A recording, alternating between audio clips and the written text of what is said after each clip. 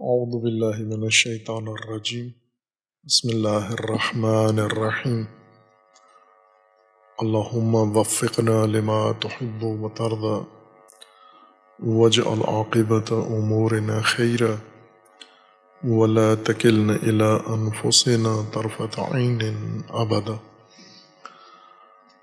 رب ادخلنی مدخل صدق واخرجنی مخرج صدق واجعل لی من لدنک سلطانا نصیرا۔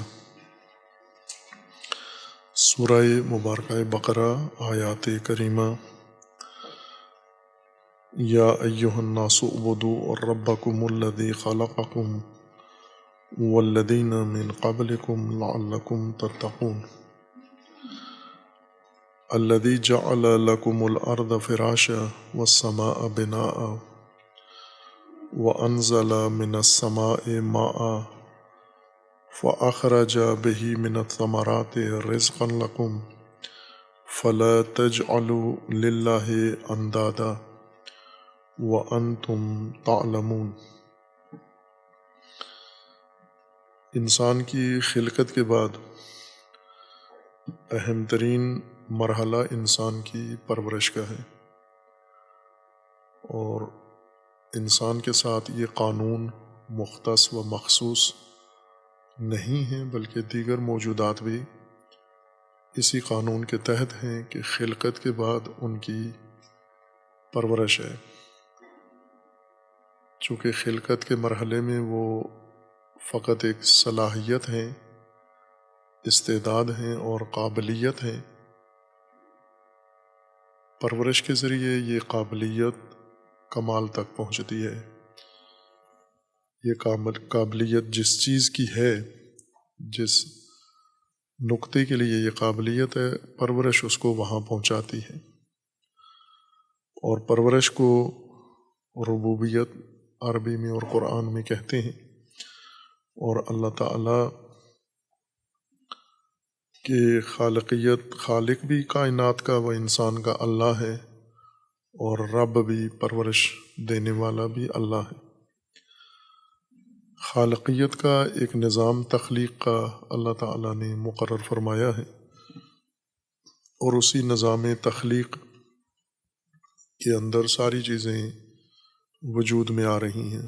مخلوقات لباس خلقت پہنتے ہیں، لباس وجود پہنتے ہیں۔ خلقت کا مطلب یعنی خام مواد سے معین صورتوں کی، معین مقادیر اور معین اندازوں کے مطابق اشیاء کو بنانا، اور یہ جو معین اندازوں کے مطابق اشیاء وجود میں آتی ہیں، اب انہیں اپنے کمال خلقت یا مقصود خلقت تک پہنچنے کے لیے پرورش کی ضرورت ہے۔ انسان اور کائنات، انسان کے علاوہ جو کائنات ہے، اس کا پرورش کا قانون یہ ہے کہ باقی موجودات جس طرح ان کی خلقت تکوینی ہے، اجباری ہے، ان کی پرورش بھی تکوینی و اجباری ہے، لیکن انسان کی خلقت اجباری ہے، پرورش انسان کی اختیاری ہے۔ یہاں سے انسان باقی کائنات سے علیحدہ ہو جاتا ہے۔ اس لیے باقی کائنات کے لیے ربوبیت کے تکوینی اصول و قوانین و نظام ہیں۔ اسی تکوینی قانون و نظام کے تحت یہ موجودات لباس خلقت پہنتے ہیں، وجود میں آتے ہیں، اور اسی طرح تکوینی نظام میں آ کر پرورش بھی پاتے ہیں اور اپنے مقصود خلقت تک پہنچ جاتے ہیں۔ لیکن انسان جب لباس خلقت پہنتا ہے اور پرورش کے ابتدائی مراحل طے کرتا ہے، جب خود اس کے اندر ارادہ اور اختیار و علم، شعور ایجاد ہو جاتا ہے، اس کے بعد اپنی پرورش کا ذمہ خود انسان کے سپرد ہو جاتا ہے۔ لیکن انسان نے اپنی پرورش اسی اللہ کے بنائے ہوئے نظام کے اندر کرنی ہے۔ پرورش کا نظام اللہ نے بنا کر انسان کے اختیار میں قرار دیا ہے، اور انسان کو اختیار دیا ہے تاکہ اختیاراً و ارادتاً، علماً و شعوراً یہ کام کرے۔ اسی الہی پرورشی نظام کو اپنانے کے لیے انسان کی آمادگی، تیاری انسان کی، اس کو عبدیت کہتے ہیں، اور یہ عبادت ہے۔ انسان آمادہ ہو کر، ارادہ کر کے، ذہن بنا کر اور نیت کر کے، اپنے وجود کو تیار کر کے اس نظام الہی کو، اس کے قوانین، اس کے اصول، اس کے ضوابط، اس کے تمام متعلقہ امور کو اختیار کر لے۔ یہ عبدیت ہے، اطاعت نظام ربوبیت کی۔ اور اسی نظام ربوبیت میں، اس کے اپنانے اور اختیار کرنے میں انسان کی نجات ہے۔ اللہ کی ربوبیت کا عقیدہ رکھ لینا ذہن میں، اور پرورش کسی اور وادی میں جا کر حاصل کرنا، ذہن میں یہ تصور ہو کہ اللہ رب ہے، اور عملاً انسان جا کر کسی پرورشی نظام سے منسلک ہو جائے، شعوری طور پر یا لاشعوری طور پر۔ جیسے ہم آبائی پرورشی نظام سے غیر شعوری طور پر منسلک ہوتے ہیں، نہ چاہتے ہوئے اس کے دامن میں چلے جاتے ہیں، جیسے تہذیب ہے، ثقافت ہے، رسم و رواج ہے، یہی ہماری شخصیت تشکیل دیتے ہیں، اور ہم باقاعدہ اس میں داخلہ نہیں لیتے، داخلہ لیے بغیر پیدا ہو کے اس کے دامن میں چلے جاتے ہیں، اور وہ ہماری پرورش کرتے ہیں۔ عملی رب ہمارے یہ ہیں جن کے دامن میں ہم پرورش پا رہے ہیں۔ جس کا ذہن میں تصور رکھا ہوا ہے وہ نہیں ہے رب۔ یہ مثال اگر دیں اس کی تو ایسے بنتی ہے کہ بعض بچے کس ماں باپ کے ہاں پیدا ہوتے ہیں، اپنے حقیقی ماں باپ کے ہاں، اور پھر پیدائش کے بعد انہیں دوسرے ماں باپ جن کی اولاد نہیں ہوتی، یا جو چاہتے ہیں، شوق رکھتے ہیں، یا کسی بھی وجہ سے اس بچے کو اپنا منہ بولا بیٹا بنا لیتے ہیں، یا بچہ بیٹی بنا لیتے ہیں۔ لے پالک جسے لے کر پالتے ہیں، اب بنایا بچے کو دوسرے ماں باپ نے، پیدائش دوسرے ماں باپ کے ہاں یا اصلی ماں باپ کے ہاں۔ شناختی کارڈ میں بھی انہی کا نام لکھا ہوا ہے، ڈومیسائل میں انہی کا نام لکھا ہوا ہے، اسناد میں کہ اس کے ماں باپ فلاں فلاں ہیں، لیکن پرورش اس نے کسی اور کے گھر میں، کسی اور گھرانے میں حاصل کی ہے۔ یہ جو دستاویزات میں نام لکھا ہوا ہے والدین کا، ان والدین نے اس کی پرورش نہیں کی، پرورش کسی اور کے ہاں اس نے کی ہے۔ یہی کیفیت انسان کی ہے کہ ذہن میں، ذہنی شناختی کارڈ میں ہم نے اللہ کا نام لکھا ہوا ہے کہ رب اللہ ہے۔ جیسے کہا جاتا ہے کہ قبر میں یہ سوال ہوگا من ربوں کا، تو ہم جواب دیں گے اللہ، لیکن یہ جھوٹ ہوگا۔ اللہ تمہارا خالق ہے، اور خلقت کے بعد تم نے داخلہ ربوبیت کے لیے، پرورش کے لیے کہیں اور لیا ہے، کسی اور خاندان میں، کسی اور نظام میں جا کر داخلہ لیا ہے تم نے، یا شعوری طور پر یا غیر شعوری طور پر۔ تو رب تمہارے علیحدہ ہیں، جس طرح والدین، تمہیں پیدا کرنے والے والدین الگ ہیں، تمہاری پرورش کرنے والے والدین الگ ہیں۔ اللہ تمہارا خالق ہے، لیکن تم نے اللہ کو رب نہیں اپنایا، اختیار نہیں کیا، اور جس کو آپ نے رب بنایا ہے اس کی اطاعت کی ہے، اس کی آپ نے بندگی کی ہے، اسی کی عبدیت کی ہے آپ نے۔ لہٰذا اگر فارم کوئی ایسا بنایا جائے انسان کے لیے کہ اپنے پرورش دینے والوں کا بھی نام لکھو اور پیدا کرنے والوں کا بھی نام لکھو، تو ہمیں دو نام لکھنے پڑتے ہیں، پیدا ان کے ہاں ہوئے ہیں اور پرورش کسی اور کے ہاں ہم نے پائی ہے۔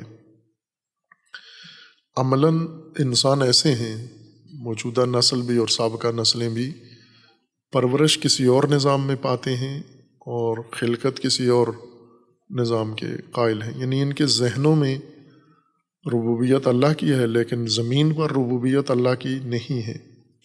زمین پر اللہ کی ربوبیت کو چھوڑ کر دوسرے پرورشی اداروں میں یا مسالک میں یا نظاموں میں یا نصابوں میں یا اکیڈمیوں میں انہوں نے داخلہ لیا ہوا ہے پرورش کے لیے، اسی وجہ سے محفوظ نہیں ہے، چونکہ پرورش ان کی صحیح جگہ پر نہیں ہو رہی۔ جو اللہ کا نظام ہے ربوبیت کا، اس میں کیا ہی نہیں ہے، مائل ہی نہیں ہے، چونکہ اس کے لیے تیار نہیں ہے، عبد نہیں ہے، عبد الرب نہیں ہے، اللہ کی ربوبیت ماننے کے لیے تیار نہیں ہے، دوسری ربوبیت کے نظام میں گئے ہیں، اس لیے محفوظ نہیں ہے، ضائع ہیں اور خسارے میں ہیں اور نقصان میں ہیں، اور مقصود خلقت نہیں حاصل کر پا رہے، حتیٰ انسانیت کا نصاب ان کے اندر نظر نہیں آتا، انسانیت ان کے ہاں نظر نہیں آتی، فقط جلدیں انسانوں والی ہیں، شکلیں انسانوں والی ہیں، شخصیتیں انسانی نہیں ہیں ان کے اندر۔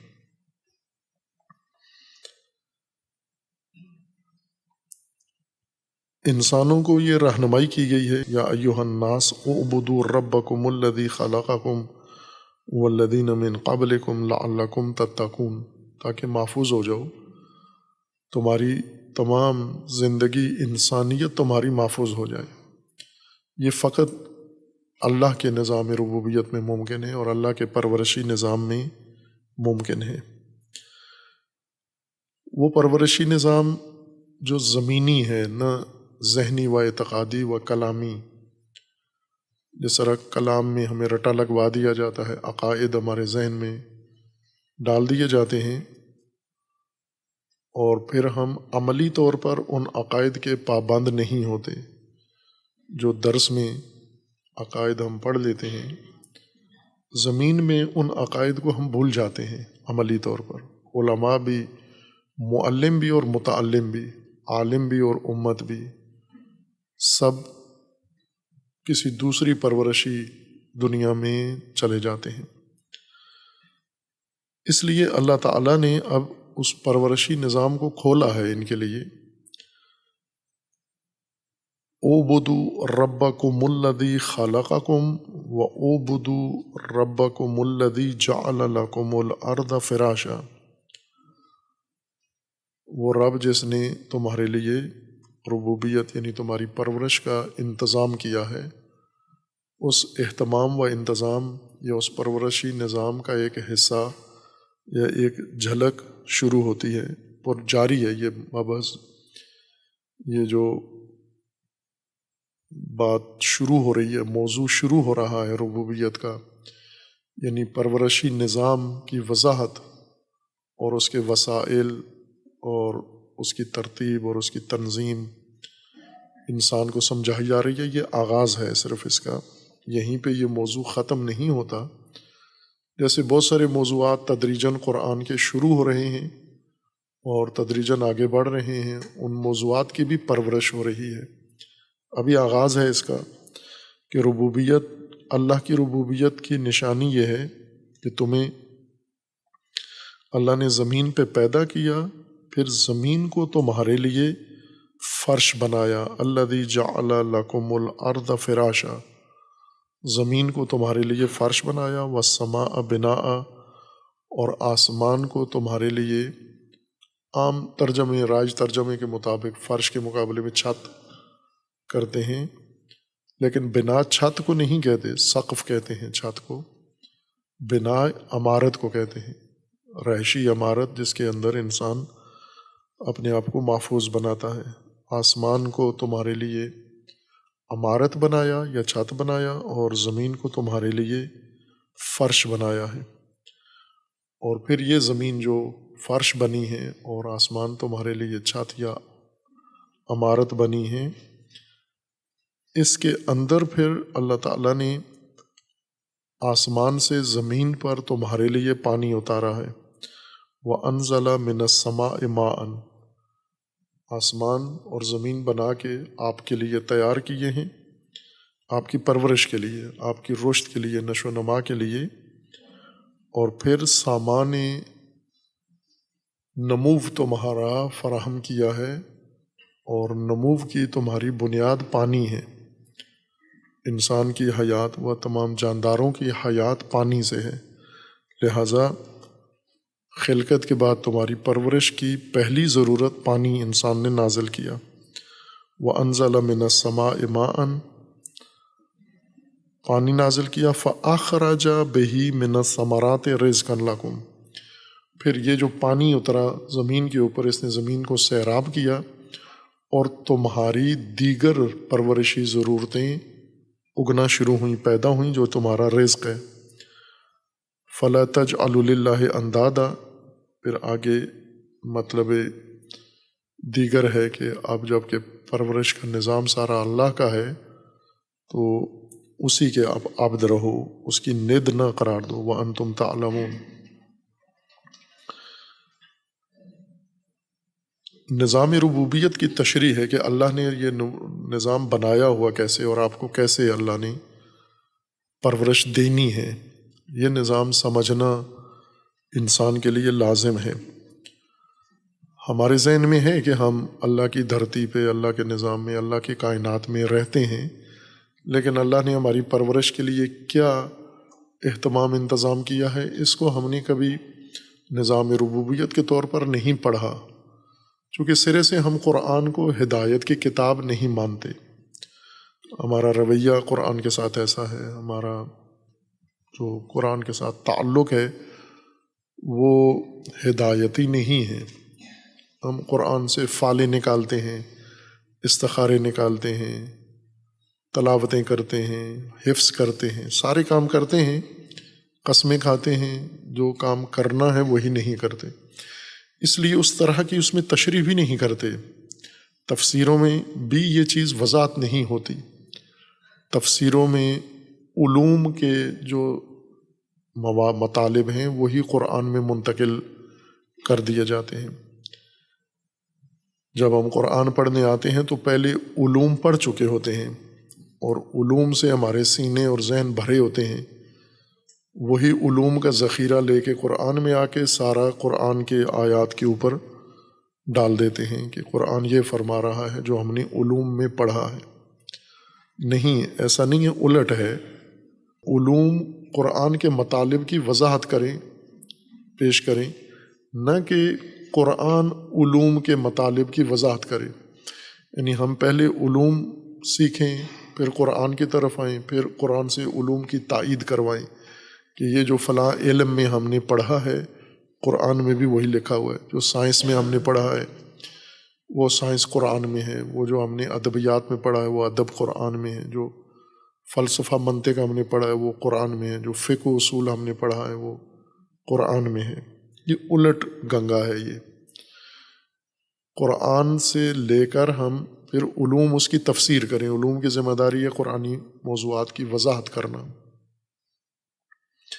لیکن ربوبیت کی وضاحت کے لیے کوئی علم تیار نہیں ہوا کہ ہم اللہ کا نظام ربوبیت جو قرآن میں ہے اس کو کھولیں، لوگوں کے لیے وضاحت کریں اس کی۔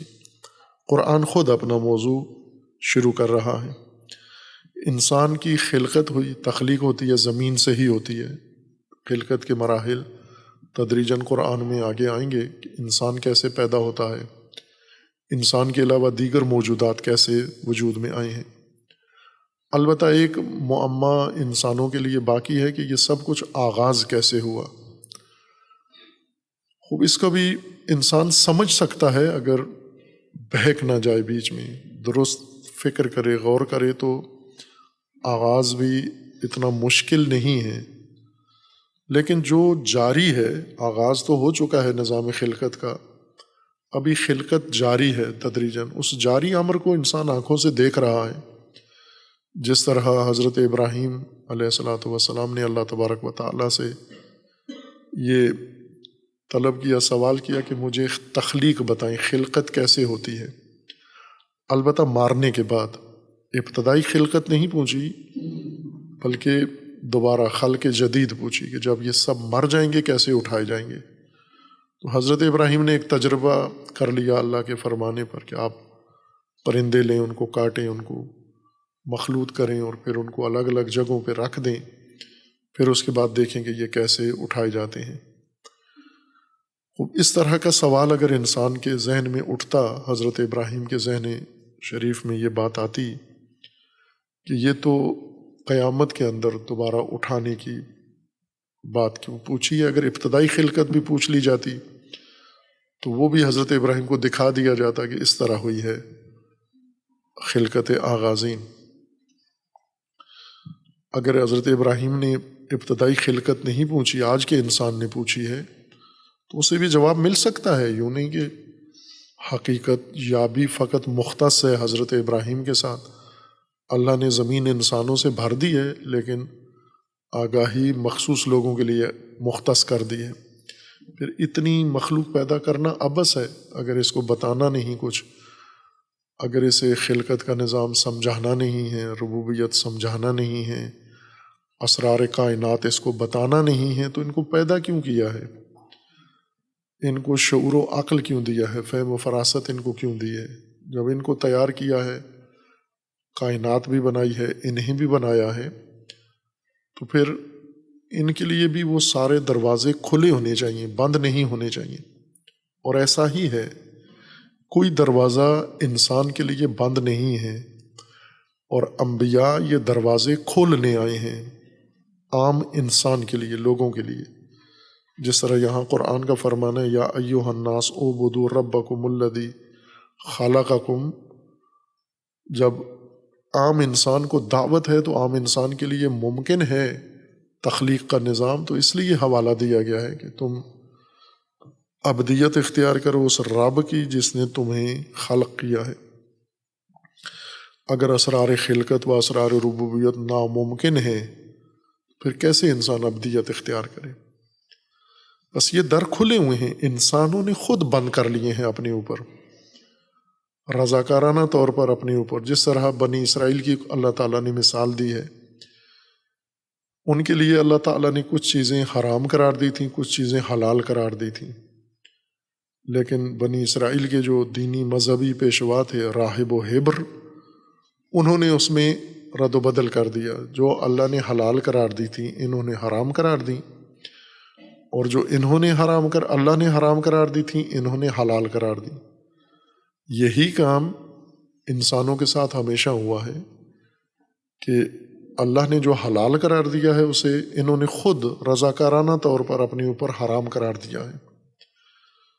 بہت سارے دروازے اللہ نے حقائق کے، معرفت کے کھول دیے ہیں سب پر،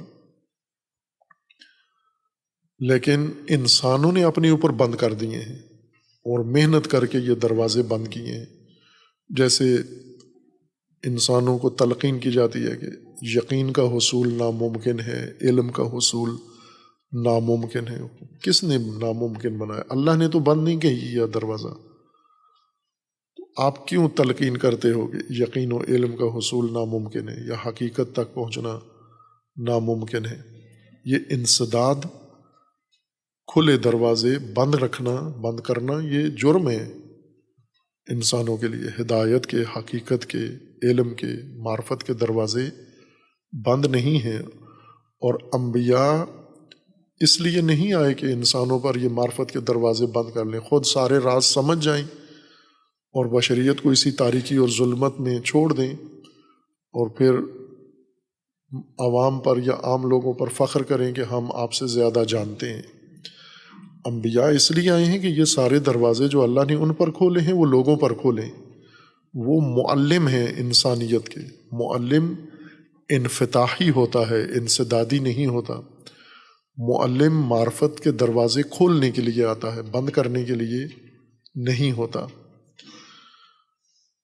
بس یہ ممکن ہے، ہر انسان کے لیے یہ ممکن ہے کہ خلقت کے راز جان سکے، لیکن اگر وہ خود چاہتا ہو یہ کھلے دروازوں میں جائے، جس طرح ماہ مبارک رمضان کے بارے میں ہے کہ اللہ تعالیٰ نے اس میں رحمتوں کے دروازے کھول دیے ہیں۔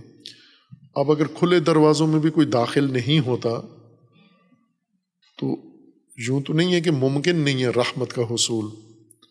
ہر نسل کے لیے رحمت کے دروازے کھلے ہیں، اور یہ دروازوں کے سے دور جا کر خیمے لگا لیے ہیں، کھلے دروازوں سے کی پشت پر جا کر انہوں نے اپنا نظام بنا لیا ہے، تو محروم اپنی وجہ سے ہیں، نہ کہ اللہ نے ان کے لیے منسد کر دیا ہے یہ باب۔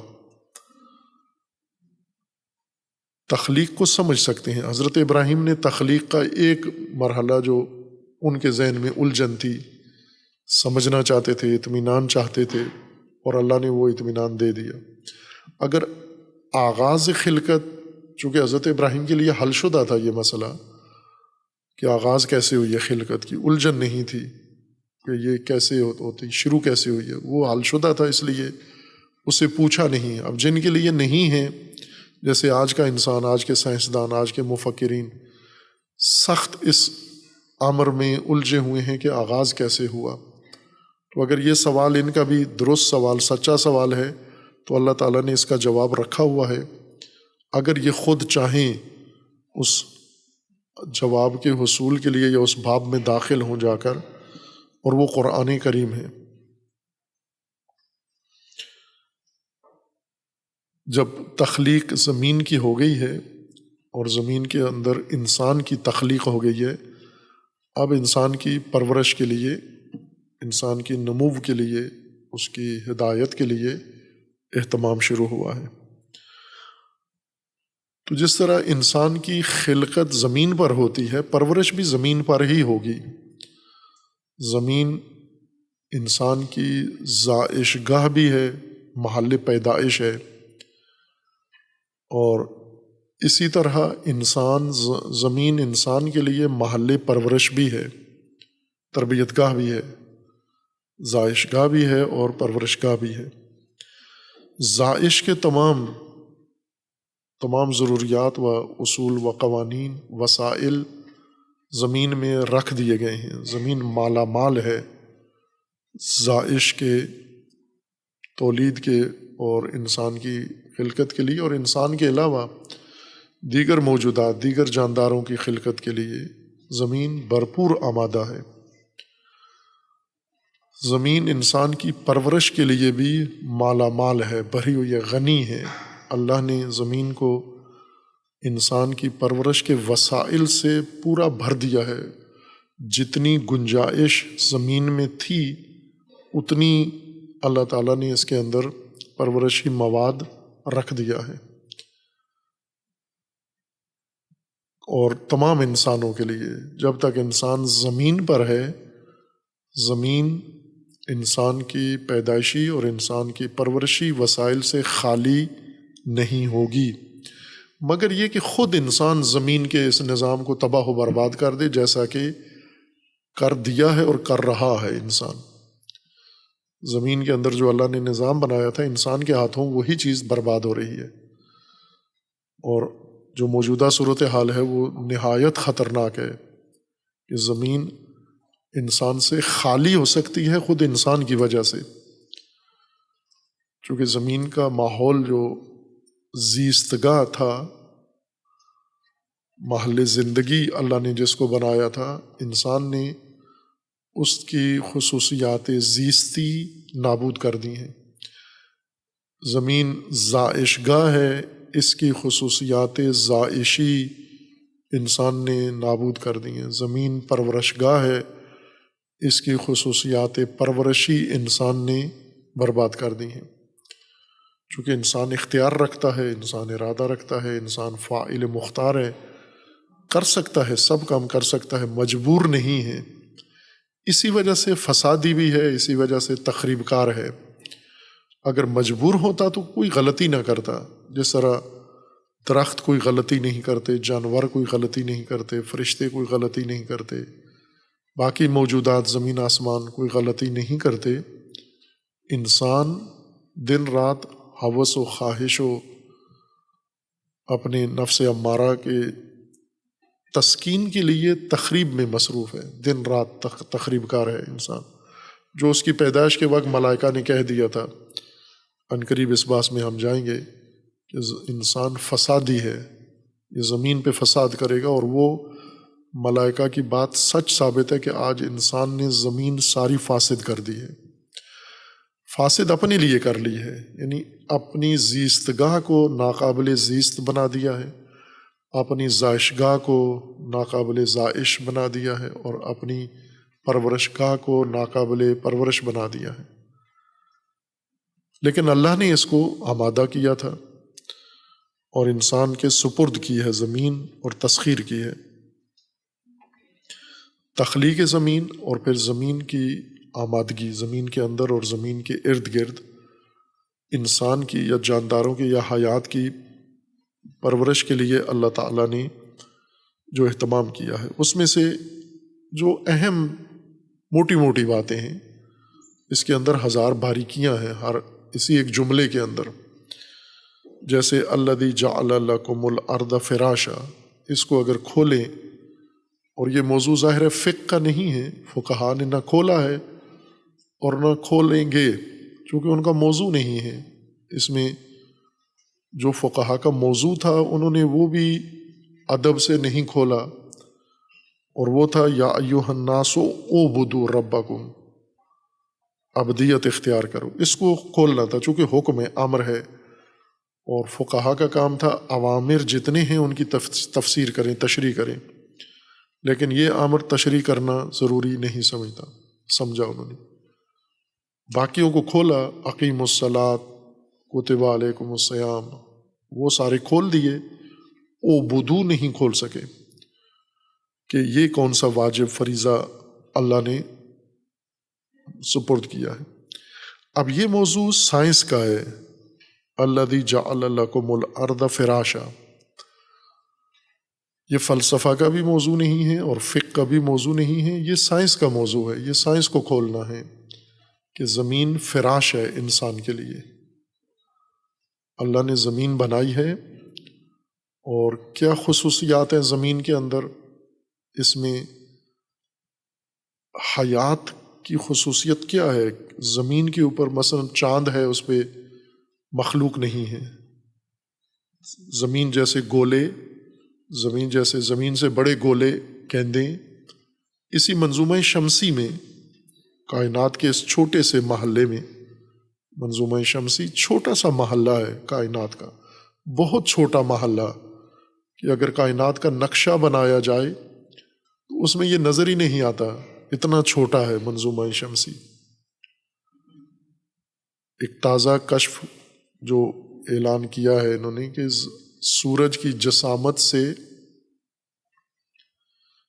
30 ارب، سورج کی جسامت سے 30 ارب 30 ملیارڈ گنا زیادہ ایک فضا انسان نے کشف کی ہے۔ زمین پہ بسنے والے انسان نے کائنات کے اندر ایک نئی فضا، ایک فضا ہے جس میں ہم ہیں، ایک اور فضا جو آج تک نہیں تھی معلوم اہل زمین کو، اس فضا کی وسعت کتنی ہے؟ وہ سورج کی جسامت سے 30 ارب یا 300 ارب، اب 30 یا 300 عدد مخلوط ہو گیا ہے میرے ذہن میں، 300 ہے ظاہراً، 300 ہزار عدد میرے ذہن میں مخلوق ہے، 30,000 یا 300,000 مرتبہ، 300,000 گنا بڑی فضا انسان نے زمین سے دیکھی ہے ٹیلیسکوپ کے ذریعے۔ یہی انسان جن کے ایک قبیلے کو چاند نظر نہیں آتا اپنے منظومے میں، انہوں نے اپنے منظومے سے باہر اتنی بڑی فضا دیکھ لی ہے، 300,000 گنا زیادہ، 300,000 یا 300 ارب عدد مخلوط ہو گیا میرے ذہن میں۔ یہ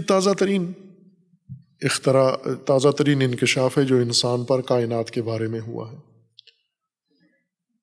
اس میں اس بڑی کائنات میں، اتنی عظیم کائنات میں، نہ ختم ہونے والی کائنات میں، ایک محلہ ہے بنام منظومہ شمسی، یا ایک محلہ ہے کہکشان، یہ نوری یا شیری کہکشان جس کا حصہ ایک منظومہ شمسی ہے، یہ بہت چھوٹا سا محلہ ہے کائنات کا، نہ نظر آنے والا۔ جیسے ہم یوں کہیں کہ اس پوری زمین کے، پورا زمین کا جو گولا ہے، اس کے اوپر ایک گھوں ہے چندرائے، اس کی پوری زمین کے اندر چندرائے کہاں نظر آتا ہے؟ اگر باہر سے جہاز سے کوئی دیکھے، فضا میں جا کر زمین کو دیکھے، چندرائے نظر ہی نہیں آتا، اتنا چھوٹا گہوں ہے۔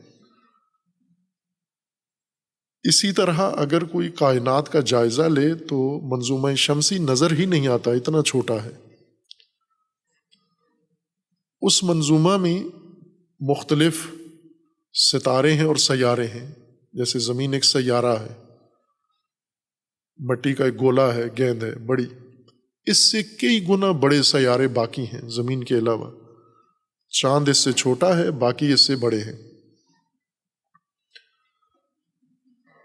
ان کے اوپر حیات نہیں ہے، جیسے مریخ، مشتری، دیگر جو کشف کیے ہیں انسان نے، عطارد ہے، زحل ہے، یہ زمین جیسے مٹی کے گولے ہیں، گھوم رہے ہیں منظومہ شمسی میں۔ زمین بھی گھوم رہی ہے، یہ بھی گھوم رہے ہیں۔ ان میں انسان ہیں یا نہیں ہے ابھی کوئی وثوق سے نہیں کہہ سکتے۔ چاند پر یہ دعویٰ کرتے ہیں ہم گئے ہیں، لیکن ثبوت کم ہے ان کے پاس چاند پہ جانے کے۔ یا امریکہ کے بارے میں تو ابھی تک لوگ نہیں مانتے کہ یہ گئے ہیں چاند پر۔ انہوں نے ڈھونگ رچایا ہے کہ یہ امریکہ میں ہی کسی جگہ ایک فضا بنا کے وہاں بندے اپنے کو پیراشوٹ پہنا کے اور فلمیں بنا لی۔ اس طرح کے شکوک و شبہات اظہار کیے جا رہے ہیں کہ امریکہ تو سرے سے چاند پہ قدم ہی نہیں رکھا اس نے۔ روس کے بارے میں ہے کہ وہ گیا ہے، لیکن ایک جگہ اتر کے واپس آ گئے ہیں، وہاں سے تو چاند سمجھ میں نہیں آتا۔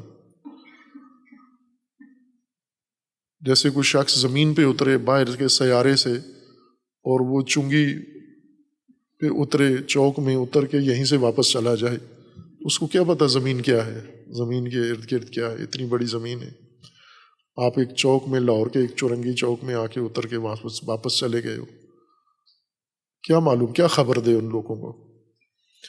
کچھ خبر نہیں ہے، لیکن جستجو میں ہے، اور قوی امکان ہے کہ وہاں ہے، وہاں حیات ہے۔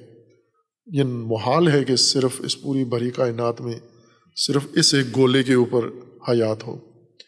باقی کائنات میں توقع یہ ہے کہ اس سے زیادہ خوبصورت اور اس سے بڑھ کر اور اس سے زیادہ بڑی حیات ہے۔ یہ اس گولے کے بارے میں۔ یہ جو باقی مثلا چاند ہے، فرض کریں چاند پہ اگر نہیں ہے آبادی، کیوں نہیں ہے؟ چاند پہ کیوں رہنا ممکن نہیں ہے؟ یا کوئی جاندار، کوئی حشرات، کوئی پودے، گیا، گھاس، باغات، کھیت، دریا، بارشیں، برف پانی، پہاڑیاں کیوں نہیں ہیں وہاں؟ زمین پہ ہے۔ اس کی وجہ یہ ہے کہ زمین کو اللہ نے تیار کیا ہے، اس کو زیستگاہ بنایا ہے، اس کی ماحول سازی کی ہے، زمین کی ماحول سازی کی ہے، اور خوبصورت ماحول سازی کی ہے زمین کی۔ زمین کے اندر خصوصیات زیست رکھی ہیں، زمین کے باہر ماحول بنایا ہے حیات کا، اور بہت پیچیدہ ماحول ہے۔ یہ ایک جملہ قرآن کریم کا، الذی جعل لکم الارض فراشا، یہ اب کتنی کتابیں سائنس کی بنتی ہیں اس سے، اگر کوئی اس جملے کی تشریح شروع کر دے کہ اللہ نے زمین کو فراش بنایا ہے، اور وہ سب کچھ ذکر ہو ان کتابوں کے اندر کہ زمین کی فرشیت اور افراش ارض کے لیے کیا کیا ہوا ہے، کیا خصوصیات زمین کے اندر رکھی گئی ہیں، کیا خصوصیات زمین کے باہر رکھی گئی ہیں، کیا خصوصیات زمین کے ارد گرد ایجاد کی گئی ہیں، جس سے زمین فراش بنی ہے۔ فراش فرش عربی لفظ ہے، اور نیچے بچھانے والی چیز کو، جس کو بچھایا جائے اوپر بیٹھنے کے لیے یا لیٹنے کے لیے یا آرام کے لیے، استراحت کے لیے، اسے فرش کہتے ہیں۔ اور یہ معمول ہے ہر جگہ، عرب غیر عرب لوگ اپنے لیے، اپنے حیوانات کے لیے زمین کو تیار کرتے ہیں۔ کبھی مثلا سردی ہو تو اس پہ گھاس بھوسا بچھا دیتے ہیں اپنے لیے، جانوروں کے بیٹھنے کے لیے۔ زمین میں نمی ہو، اوپر کوئی چیز بچھا دیتے ہیں خشک تاکہ نمی سے بچ سکیں۔ زمین ٹھنڈی ہو، اوپر کوئی چیز بچھا دیتے ہیں تاکہ گرم ہو، تاکہ آسائش ملے ان کو۔ بچھونا ایک انسان کی عام ضرورت ہے، ہر کام کے لیے ہمیں بالآخر زمین پہ کسی چیز کے بچھانے کی ضرورت ہے۔ زمین کو ہموار کرتے ہیں، پھر اوپر کوئی اضافی چیز، سطح زمین کے اوپر کوئی چیز اور بچھا دیتے ہیں تاکہ متعلقہ اس سے فائدہ اٹھا سکیں۔ ایک تو بیٹھنا ہے، سونا ہے، آرام کرنا ہے، دوسرا باقی امور کے لیے، کھانے پکانے کے لیے، اگانے کے لیے زمین کو ہموار کرتے ہیں۔ جو چیز زمین کے اوپر بچھائی جائے استفادے کے لیے اسے فرش کہتے ہیں، یہ افراش ہے۔ اور اللہ تبارک و تعالیٰ نے یہ افراش کیا ہے، زمین کو بنایا ہے، خلق کیا ہے اور اس کو زیست کے لیے تیار کیا ہے۔ یہ سب سے اہم نقطہ یہ ہے کہ اس کو حیات کے لیے آمادہ کیا تاکہ اس میں زندگی شروع ہو، حیات شروع ہو۔ چاند کی طرح نہ ہو کہ صرف مٹی ہو بغیر حیات کے، یا جیسا تصور ہے ابھی ابتدائی غیر مصدقہ اندازہ کہ باقی سیاروں کے اوپر ابھی زندگی کے آثار نہیں ملے۔ نہیں ملنے کا مطلب یہ کہ نہیں ہیں، یہ بھی ہمارا ایک منطقی مغالطہ ہے کہ ہم جو چیز نہیں دیکھتے اس کو سمجھتے ہیں کہ یہ موجود ہی نہیں ہے، اور یہ رائج مغالطہ ہے جو صبح و شام کرتے ہیں، سب کرتے ہیں، تکرار کرتے ہیں، دہراتے ہیں۔ اور یہی بڑی جہالت ہے انسان کی، بے شعوری ہے کہ جو چیز اس کو دکھائی نہیں دی، یہ کہنے کے بجائے کہ میں نے دیکھی نہیں ہے، حکم یہ لگاتا ہے کہ وہ شے نہیں ہے، اور یہ جہالت ہے۔ ممکن ہے وہ ہو، آپ نے نہیں دیکھا۔ اور یہ ہم کرتے ہیں، مثلا کسی شخص کے پیچھے، طالب علم کے پیچھے دوڑایا کہ فلاں دیکھو ادھر ہے، تو جا کر دیکھ کے کہتے ہیں نہیں ہے، فوراً کہہ دیتا ہے میں نے دیکھا ہے، وہ نہیں ہے، یعنی اس کے نہ ہونے کو میں نے دیکھا ہے۔ آپ کو یہ کہنا چاہیے تھا کہ میں نے نہیں دیکھا، دیکھ نہیں سکا اس کو، نہ کہ وہ ہے نہیں۔ وہ بندہ ہے، میں نے نہیں دیکھا اس کو۔ بجائے یہ کہنے کے کہ میں نے نہیں دیکھا، یہ کہہ دیتے ہیں کہ وہ نہیں ہے۔ کسی چیز کے بارے میں پوچھو کہ یہ کتاب ہے، کہتے ہیں یہ کتاب نہیں ہے۔ آپ یہ کہو کہ میں نے نہیں دیکھی، مجھے دکھائی نہیں دی، نظر نہیں آئی مجھے یہ کتاب، میں نے نہیں دیکھی یہ کتاب، نہ کہ موجود نہیں ہے۔ یہ جہالت ہے جو انسان دن رات تکرار کرتا ہے اور اسی سے دوسروں کو گمراہ کرتا ہے۔ مثلا اگر آپ یہ کہیں کہ مجھے نظر نہیں آیا، تو اس سے اس کی نفی نہیں ہوئی، اس کا مطلب ہے ادھر ہی، یہ کتاب یہاں ہے، یہ بندہ یہاں ہے، یہ فلاں چیز یہاں ہے، لیکن میں نے نہیں دیکھا۔ رؤیت نہیں ہوئی، نہ کہ وہ موجود نہیں ہے۔ نفی یہ رؤیت کرو کہ مجھے نظر نہیں آئی، میں نے نہیں دیکھا، نہ کہ وہ ہے نہیں ہے۔ اور یہ کثرت سے انسان یہ کام کرتا ہے، اور یہی کام بڑے بڑے سائنسدان بھی کرتے ہیں۔ چاند پہ زندگی نہیں ہے، مریخ پہ زندگی نہیں ہے۔ زندگی نہ ہونا دیکھا ہے آپ نے؟ نہ، آپ کو زندگی نظر نہیں آئی۔ آپ یہ کہیں کہ چاند و مریخ پہ جو حیات ہے، حشرات ہیں، پودے ہیں، درخت ہیں، جنگلات ہیں، وہ ہمیں نظر نہیں آئے، نہ کہ وہاں موجود نہیں ہیں۔ یہ فتویٰ کہ وہاں ہے ہی نہیں ہے، اس کا مطلب ہے پورا چپا چپا آپ نے چھان مارا ہے اور تسلی کر کے آئے ہیں کہ وہاں کچھ بھی نہیں ہے۔ اندازے ہیں آپ کے، آپ یہ کہو کہ وہاں نظر کچھ نہیں آیا، ہمیں دکھائی نہیں دیا۔ دکھائی کی نفی کرو، نظر کی اور دیکھنے کی نفی کرو، نہ کہ موجودیت کی، وجود کی نفی کرو۔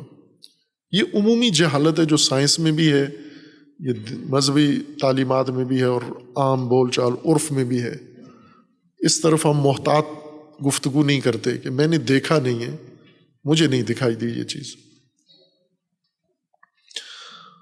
سب سے پہلی خصوصیت یہ کہ اللہ نے زمین کو حیات کے لیے تیار کیا ہے۔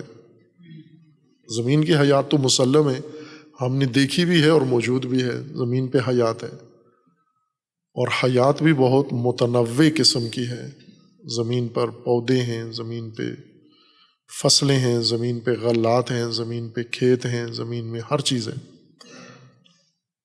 کیسے اس میں ہر چیز اگتی ہے، اور وہ گولے اسی جیسے ہیں، ان پہ کچھ بھی نہیں اگتا، برفرز اگر نہیں ہے وہاں، تو زمین کے ساتھ اللہ نے کوئی خصوصی عنایت دکھائی ہے کہ اس کے اندر یہ خاصیت پیدا ہو گئی ہے۔ اس کا ذکر ہے کہ ہم نے پانی اتارا زمین کے اوپر اور حیات کا یہ اخراج کیا ہم نے۔ قرآن میں اس طرف اشارہ ہے کہ کیا ماحول بنایا زمین کا اللہ نے۔ دوسری خصوصیت جو اس آیہ میں پہلی خصوصیت ہے، لیکن ترتیب کے لحاظ سے دوسری خصوصیت ہے کہ حیات کے لیے تیار کر، چونکہ خلقت انسان کی زمین پہ ہوئی ہے تو خلقت پہلے ہوئی ہے انسان کے لیے، زمین کو تیار کیا گیا ہے خلقت کے لیے بھی، اور زمین کو تیار کیا گیا ہے اس کے اندر پرورش کے لیے بھی، ربوبیت کے لیے۔ تخلیقی خصوصیات علیحدہ ہیں زمین کی، ربوبی خصوصیات الگ ہیں زمین کے اندر، یعنی پرورش کے لیے زمین کو تیار کیا گیا ہے۔ ایک آمادگی زمین میں پرورشی آمادگی ہے، ایک رہائشی ہے یا تخلیقی ہے۔ یوں کہیں، میں اس کی مثال کے ساتھ اگر بات کروں، جیسے نرسری ہے اور باغ۔ نرسری جہاں پر پودے ایجاد ہوتے ہیں، تخلیق ہوتے ہیں، بیج ڈالا جاتا ہے اور اس میں یکجا بیج چھوٹی کیاریوں کے اندر اگاتا ہے یا تھیلیوں میں، گملوں کے اندر۔ یہ نرسری کا مرحلہ جب تیار ہو جاتا ہے تو پھر انہیں اٹھا کے پرورش کے باغ میں لے جاتے ہیں، جہاں پر اس نرسری کے اگے ہوئے پودے نے پرورش پا کے درخت بننا ہے۔ پہلے پودے نرسریوں میں اگائے جاتے ہیں، پھر انہیں پرورش گاہوں میں منتقل کر دیا جاتا ہے، اور الگ الگ ہے، ظاہر نرسری الگ ہے، باغ الگ ہے۔ نرسری سے لے کے منتقل کرتے ہیں ہم باغ میں، لیکن زمین میں ایسے نہیں ہوتا۔ زمین نرسری بھی ہے، یہاں تخلیق بھی انسان کی ہوتی ہے، یہاں پرورش بھی انسان کی ہوتی ہے، یعنی دونوں خصوصیات انسان کے لیے یہاں رکھی گئی ہیں، نرسری بھی ہے اور پرورش گاہ بھی ہے۔ پرورش کے لیے کیا انتظام کیا گیا ہے؟ پہلی خصوصیت یہ ہے کہ وہ الذی جعل لکم الارض فراشا، ارض میں باس ہے، ارض و سما قرآن کریم میں کثرت سے یہ کلیدی کلمات ہیں جن کے ذریعے سے ہم الہی نظام کو سمجھ سکتے ہیں کہ لغوی طور پر ویسے تو مصداق کے لحاظ سے معلوم ہے، اسی زمین پہ جس پہ ہم رہ رہے ہیں اسی کو ارض کہا گیا ہے، لیکن اس کے ارض ہونے کی وجہ کیا ہے؟ ارض کا لفظ ارض کا معنی کیا ہے؟ کہتے تو اسی گولے کو ہیں جس کے اوپر ہم رہ رہے ہیں، اسی کو ارض کہا گیا، لیکن کیوں؟ اس کی کس خصوصیت کی وجہ سے اس کو ارض کہا گیا ہے؟ اس کو کوئی اور نام کیوں نہیں دیا گیا؟ مثلا اس کو مرض نہیں کہا گیا، ارض کہا گیا ہے۔ اس کو کوئی دوسرا نام، ہزاروں نام اور تھے عربی، وہ نام اس کا کیوں نہیں رکھا گیا؟ ارض خصوصیت کے طور پر اس گولے کو ارض کیوں کہا گیا ہے؟ اب خود اس کے اندر بھی آئمہ لغت میں ایک تشویش یا ایک حیرت موجود ہے کہ اس کے ارضیت کی وجہ کیا ہے۔ زیادہ تر نے یہ بیان کیا ہے کہ اس کے نیچے ہونے کی وجہ سے اس کو ارض کہا گیا ہے، سفلیت کی وجہ سے، چونکہ اس کی جہت اسفل ہے، آسمان کے نیچے ہونے کی وجہ سے اس کو ارض کہا گیا ہے۔ بیشتر آئمہ لغت اس رجحان کے طرف جاتے ہیں کہ اس کو اس کے نیچے ہونے کی وجہ سے، آسمان کے نیچے ہونے کی وجہ سے یا اونچائی سے نیچے ہونے کی وجہ سے اس کو ارض کہا گیا ہے۔ لیکن ظاہراً یہ ایک اندازہ ہے، حدس ہے یہ لغوی،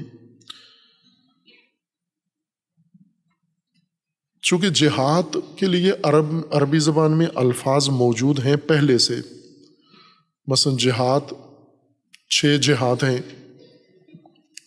دائیں بائیں آگے پیچھے اوپر نیچے، ہر زبان میں ان کے لیے الفاظ ہیں، اردو میں بھی ان کے لیے الفاظ ہیں، اور مقامی زبانوں میں، عالمی زبانوں میں، رائج زبانوں میں، متروک زبانوں میں 6 جہات کے لیے نام ہیں، مخصوص نام ہیں۔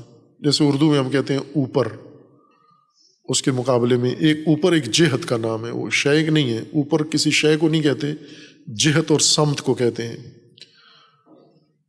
اور اسی طرح اس کے مقابلے میں ہے نیچے، یہ بھی ایک جہت ہے۔ آگے پیچھے یہ جہات ہیں، دائیں بائیں یا مشرق مغرب شمال جنوب، یہ جہات ہیں۔ فوق اور تحت عربی زبان میں ان چھ جہات کے الگ نام ہیں، فارسی میں الگ نام ہیں ان کے۔ اب یہ جہات تو موجود ہیں کہ جو چیز نیچے ہے اس کو اسفل کہتے ہیں، مثلا جو چیز اوپر ہے اس کو اعلیٰ کہتے ہیں، یا جو چیز نیچے اس کو تحت کہتے ہیں، جو اوپر ہے اس کو فوق کہتے ہیں، چھت کو فوق کہتے ہیں اور فرش کو تحت کہتے ہیں۔ تو یہ تحت کیوں نہیں کہا گیا، زمین کو ارض کیوں کہا گیا ہے؟ یہ پہلو کم ذکر کیا، یعنی اہل لغت اس کے متعرض نہیں ہوئے، چونکہ مصداق مسلم ہے، باقی باس میں پڑھنے کی ضرورت نہیں، کہ اسی گولے کو، اسی جسے ہم زمین کہتے ہیں اسی کو ارض کہتے ہیں، اس وجہ سے اس کو کہا گیا ہے۔ لیکن الفاظ عربی لغت میں یا دیگر لغات میں ایسے استخارے سے نہیں رکھے جاتے، خصوصیات دیکھ کر الفاظ رکھے جاتے ہیں، معانی کے اندر خصوصیات ہوں۔ یعنی اگر اس زمین کو ارض کہتے ہیں تو پھر یہ ایک ہی ارض ہوگی، اس کے علاوہ کسی اور کو ارض نہیں کہہ سکتے آپ۔ لیکن اگر ارض کا معنی عام ہے اور یہ اس کا مصداق ہے، اس کو بھی اسی خصوصیت کی وجہ سے، معنی کی خصوصیت کی وجہ سے اس کو ارض کہتے ہیں، تو پھر ارض ایک نہیں کئی ہو سکتی ہیں، یہ بھی ارض ہے اور اس کے علاوہ ان خصوصیات کے حامل کوئی اور جگہ ہو تو اس کو بھی ہم ارض ہی کہیں گے ہم۔ یہ آئے گی بعد میں، چونکہ ارض و سماوات کی بات زیادہ آگے جاری ہے۔ یہاں پر جیسے آیا قبل میں، یا ایھا الناس اعبدوا ربکم الذی خلقکم والذین من قبلکم لعلکم تتقون، اس آیت کا ایک مرکزی نقطہ ہے اور وہ ہے عبدیت رب، ربوبیت اللہ کی اطاعت۔ باقی مطالب اسی کی تتمیم و تکمیل کے لیے ہیں۔ اب اس آیے کے اندر بھی مقصود اللہ کی ربوبیت کا نمونہ پیش کرنا ہے، انسان کو سمجھانا ہے کہ اللہ تعالیٰ نے تمہاری پرورش کے لیے کیا اہتمام کیا ہے۔ اس اہتمام کا مقصد ہے زمین کو فرش بنانا ہے، فرشیت زمین اصل مقصود ہے، کہ زمین مسلم ہے۔ عصر نزول کے عربوں کو پتہ تھا، پہلے والوں کو، وہ بھی اسی کو ارض کہتے تھے، آج بھی اسی کو ارض کہا جاتا ہے، کم از کم اس گولے پہ رہنے والوں کو مسلم ہے کہ اسی کو ارض کہا جاتا ہے۔ اس کو فراش بنایا ہے اللہ تبارک و تعالیٰ نے، فراش یعنی اس کو آمادہ کیا ہے انسان کے رہنے کے لیے، رہائش بنایا ہے۔ فراش بچھایا ہے، زمین کو بچھایا ہے آپ کے لیے، اور بچھانا صرف بیٹھنے کے لیے نہیں ہوتا یا لیٹنے کے لیے، رہنے کے لیے فراش ہے، آمادہ ہے، بچھایا ہے، رہائش کے لیے بنایا ہے۔ اور ہر طرح کی اس کے اندر آسائش، رہائشی آسائش انسان کے لیے اللہ تعالیٰ نے اس میں ایجاد کی ہے۔ ہر طرح کی رہائشی خصوصیت اس میں آئیے۔ جو عرض کیا تھا کہ یہ موضوع شروع ہوا ہے ربوبیت کے نظام کی تشریح، زمین کی آمادگی انسان کی پرورش کے لیے، انسان کی پرورش گاہ بنانے کے لیے زمین کو تیار کیا جا رہا ہے۔ جیسے اسکول بنایا جاتا ہے تو پہلے پلاٹ خریدتے ہیں، پھر اس زمین کو ہموار کرتے ہیں، پھر اس کے اوپر بلڈنگ بناتے ہیں، پھر اس کے اندر باقی لوازمات فراہم کر کے پھر تعلیم کے لیے آمادہ یہ زمین کی جاتی ہے۔ اللہ تعالیٰ نے اس پلاٹ کو، اس زمین کو، اس منظومہ شمسی کے اس پلاٹ کو انسان کی رہائش کے لیے، آسائش کے لیے فرش بنایا ہے، بچھایا ہے، اور ہر طرح کی اس کے اندر وہ خصوصیت رکھی ہے جس میں انسان رہ سکے۔ اور انسان اسی صورت میں رہ سکتا ہے کہ انسان کے علاوہ بھی باقی موجودات بھی زندہ اس میں رہ سکیں، یعنی حیات کا جو قابلیت حیات بنائی ہے صرف انسان کے لیے نہیں ہے، انسان اس مجموعی حیات کا ایک حصہ ہے، یا اسی مجموعی حیات کی ایک تکامل یافتہ صورت ہے۔ وہ تکامل یا قرآن کے بقول ہے یا پھر ڈارون کے بقول ہے، تکامل یافتہ، ارتقاء یافتہ۔ ڈارون نے ایک طرح سے حیات کی تکمیل و تکامل کا نظریہ بیان کیا ہے، قرآن نے ایک اور طرح سے اس کو بیان کیا، لیکن بہر صورت انسان حیات کی ایک نمو یافتہ حیات ہے، ترقی یافتہ حیات ہے، تکامل یافتہ حیات ہے زمین کے اوپر، اور حیات ہے ہی متکامل ہے۔ حیات کا لفظ ہی اسی کے لیے ہے کہ یہ تسلسل کے ساتھ تکامل کی حالت میں ہے۔ حیات موجود حی یعنی جو تکامل میں اس مرحلے میں پہنچ آیا ہے اور آگے متکامل ہے، مستکمل ہے اور تدریجاً آگے بڑھ رہا ہے۔ اس کے بعد بھی حیات کے دیگر مراحل ہیں، جیسے ایک حیات کا تصور حیات اخروی ہے، اسی حیات سے وہ حیات بھی پیدا ہوتی ہے، لیکن یہ سب کچھ زمین سے ہونا ہے۔ ہر قسم کی حیات، انسانی، نباتاتی، حیوانی، اور ان کے اندر جو مختلف درجات ہیں، ان سب کے لیے زمین آمادہ ہے، زمین فراش بنایا ہے، زمین کو اس کے لیے تیار کیا گیا ہے۔ جس کی طرف انسان متوجہ نہیں ہے، جیسے وہ مثال دی تھی کہ ایک خاتون نے ان بچوں کو سکھانے کے لیے جو ابھی تعلیم کی عمر میں داخل ہی نہیں ہوئے لیکن تجارت کے لیے اچھی گاہک ہیں، چھوٹے بچے 4 سال کے، 3 سال کے، 2 سال کے، تاجروں کے لیے بہترین گاہک ہیں تاکہ پیسے کمائیں۔ تعلیم کے لیے نہیں ہے، یہ ماؤں کے پاس ہونے چاہیے، فطری طور پر یہ ماں کے پاس رہے، یہ بچہ 5-6 سال تک ماں سے الگ نہ ہو، جدا نہ ہو۔ یہ بچوں کی عمر ہے طبعی طور پر۔